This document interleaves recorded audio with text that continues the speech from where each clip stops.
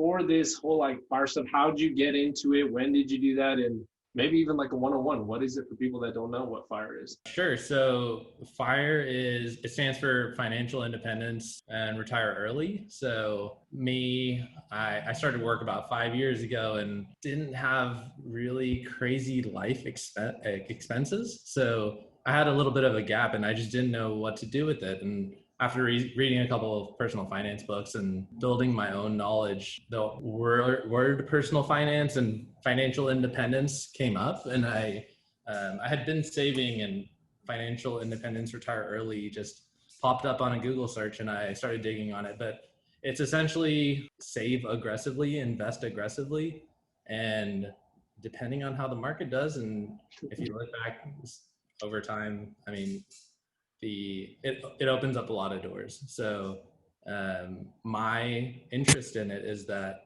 you can not only just retire early, but have options to travel the world and do a lot of things that I'd love to do. And I feel like most people are interested in doing, and you might be sacrificing some small things here and there, but as long as you can create that margin and invest, I think it kind of sets you up for a lot of options, and more important options down the road. Yeah, for sure. Okay, with that alone, like there's a lot to unpack there. Let's go to the end and reverse engineer. What is the end goal for you? And is there a certain retirement age? And I know the definition for retirement for everyone is different too. For me, it's not an age, it's a number. So I think like 4% rule, I don't know if you're familiar with it, but yeah, essentially you can get 25, and it sounds like a crazy number, but it really isn't. But 25 times your annual expenses, it equates to about a 4% withdrawal.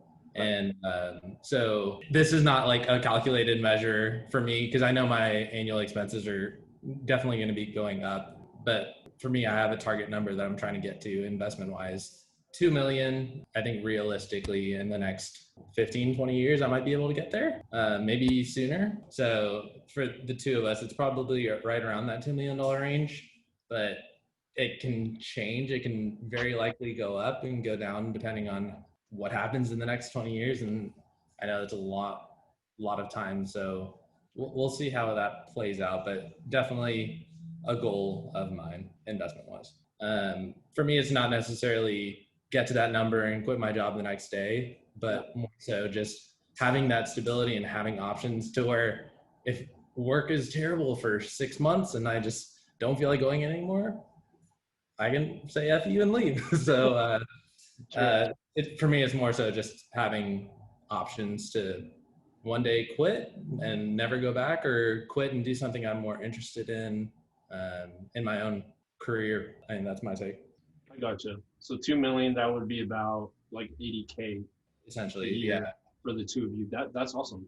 And at that point, so retirement goal wise, 2 million in investments, so that can hopefully continue to grow to a bigger number.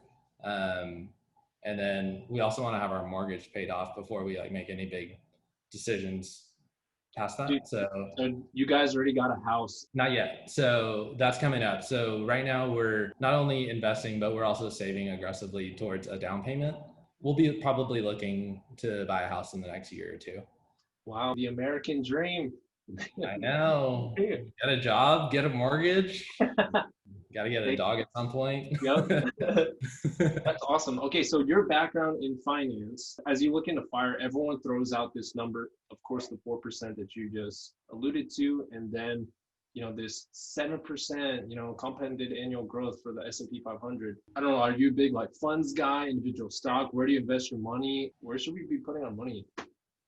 So me personally, and I'm not a financial advisor, so definitely don't take everything I say with a grain of salt. But for me personally, I kind of am low hassle, low interest in kind of picking out individual stocks. So for the most part, most of my investment account is just total stock market index fund.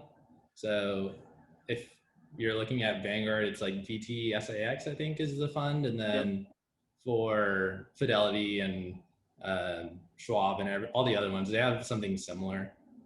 I don't know the acronyms for all of them or the ticker number, but over the past 50, 100 years, the stock market's just constantly gone up, and I don't anticipate that that's going to change any. So I have faith in the market. And for me, just investing and throwing money at a total stock market index fund should generally get me anywhere between 6-8%, probably much more. But after inflation is probably right around there. So that's my goal. And that's kind of my approach towards investing. I have a small portion of my investment portfolio and just like individual stocks that I've picked over time. And most of that was before I even knew what a stock, or like what an index fund did. And I've kept it there just out of my own curiosity to see what it turns into, but it's a very small portion of my overall, I guess, portfolio. Yeah. What are those fun ones? I got Apple, Amazon, Tesla. Nice, all the big tech. And I got them all early, so it's fun to kind of see them. But now that I feel like with my approach, I guess I should keep investing in it. But no, after seeing it grow so much, especially like the Teslas of the world, where I like got in early and just wanted to see what would happen. I just haven't sold because who knows what will come from it. Yeah. But flying cars, flying autonomous cars, dude. Dude, yeah, we'll see. I mean, Tesla itself grew what 200% this year. Yeah, could be way off on that number, but a lot of it is China. China demand right now is like crazy. Oh, and then here in Austin, we just got the approval to build a Cybertruck factory. New headquarters for Cybertruck, right? You put a deposit down for that? No, not yet. That's eating away at my retirement goal. True. It's going to be wild to see that on the roads competing with like the F-150s here in Texas. So with the kind of expected returns on, you said what, BT SACs and whatnot, are there certain like milestones that you and your wife are supposed to hit along the way to get to that 2 mil within 15-20? I have so I'm a finance guy, so of course I have a spreadsheet. I know. I just assume you have it. I have it broken out, just annual goals, and it's not necessarily investment account retirement goals, but more so like just overall net worth. So net worth wise, I'm at like 370. Okay. That's crazy. Congrats. Yeah. Thank you. I mean, still got a ways to go, but that's net worth. And then investment account wise, we have like 150, 160-ish in retirement. It's like, what are some of the biggest challenges with FIRE in your experience? So I'm definitely like the nerd when it comes to money. And I'd say my wife is more of a free spirit. So in terms of getting on the same page about money, because I can live in a box and be totally comfortable with that and just save aggressively. But at the same time, like we need to be on the same path heading towards our goals. I think that was our biggest challenge, and it wasn't even a big challenge, but yeah. So what are your financial goals, I guess, down the road? Are you trying to pursue like a FIRE, or? I don't have a number. I think at the current rate, you and myself, we're going to be fine. So now that's kind of like inspired me. How can we get other people on board? This is the first actual FIRE related conversation I've had with anybody. Let's get other people, like that'd be so sick. Yeah. So I feel like it's so hard convincing people to get on board just because they're not familiar with what it is. And the only thing they take away from FIRE is the second half of it, which is retire early. Yeah. And a lot of people just don't think that's not necessarily a thing, but they haven't seen other people do it. So they're uncomfortable with the idea of FIRE because that means they have to retire early. And for me, that's definitely not the case. It's more so just an added option, which I know we've said options a lot, but it opens so many doors for you. So I don't necessarily live for the retire early piece, but financial independence and having those options to work where you want to work and do what you want to do with your time. I think that's the kind of most important piece. I can't tell you exactly when I started like honing down, really focusing on financial independence. I feel like it kind of just naturally happened. But how would you encourage somebody new who's maybe thinking about this or they're struggling? How do you even get started?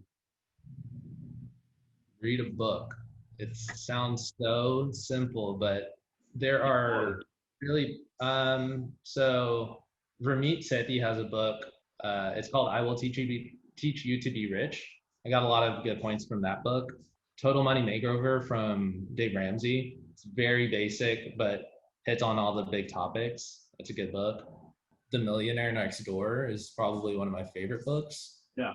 I can't remember who the author is on that one, but it has great points, and it talks a lot about like just general humility, and like you would never think that the person next door is a millionaire, but that's half the reason why they are.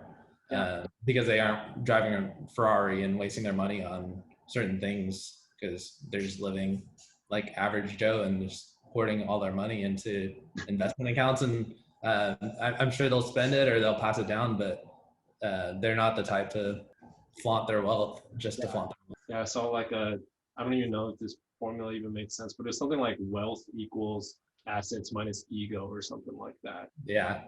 So I take that deep to heart. You named like all the fire books, like the pillars. All right, for the purpose of the video, I'm just gonna say thank you for your time. Gotta keep each other accountable. Let's keep it going. Get Absolutely. out there, get fired, guys. Yeah, thanks for reaching out. Woohoo! Yes, we got it!